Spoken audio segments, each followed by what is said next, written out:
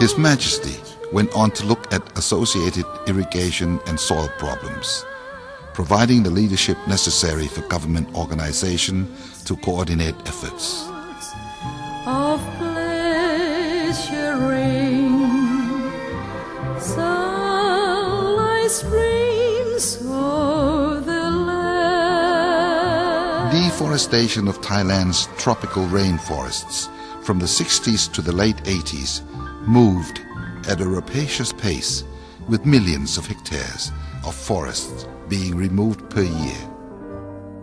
Since 1965, His Majesty's reforestation program for watershed development has been responsible for maintaining a balance of Thailand's ecology and replenishing the atmosphere with oxygen to play a part in global environmental measures.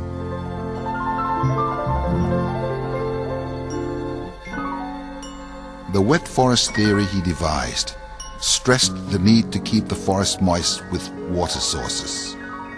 The humidity of forests planted at watersheds would also protect them against natural fires during the dry season and allow farmers downstream to benefit from the supply of natural water all year round. His Majesty is well known as a water resource development expert. In the case of Chao Phraya River, for example, when we have a bunch of rainfall and the waterfall will not get down to the Bangkok area, and the high tide get up, in mid somewhere. If we have some kind of, I don't know, a reservoir or empty space, to release this surplus of water, we can store it, and it can collect a certain number, a certain quantity of water, and the problem of the flooding become less and keep the water in the monkey cheek. The Gambling, or Monkey Cheeks project, alleviated much of the flooding that had once plagued Bangkok. From 1952, a royal train of projects began rolling, and it was to prove unstoppable. Today, there are over 3,000 royally initiated projects, 2,000 of them for water resource development, the lifeblood of farmers.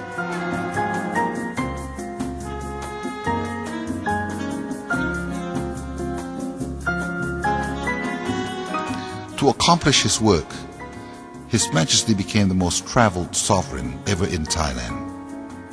People say that there is nowhere in the country the king has not visited at some time or another.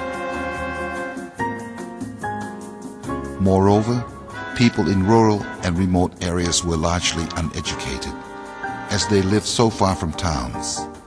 One of His Majesty's earliest projects in 1952 was to build a school, and education became a continuing theme throughout the reign.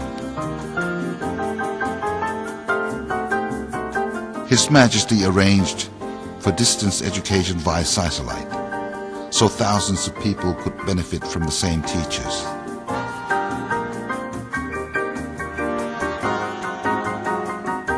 He also provides scholarships, not just for primary and secondary education, but also the Anantamahidol Scholarship allows higher education students to study abroad without any ties on the recipients when they return. The Anantamahidol Scholarship offered me a very good opportunity to pursue my graduate studies abroad. This happened in the year 1976.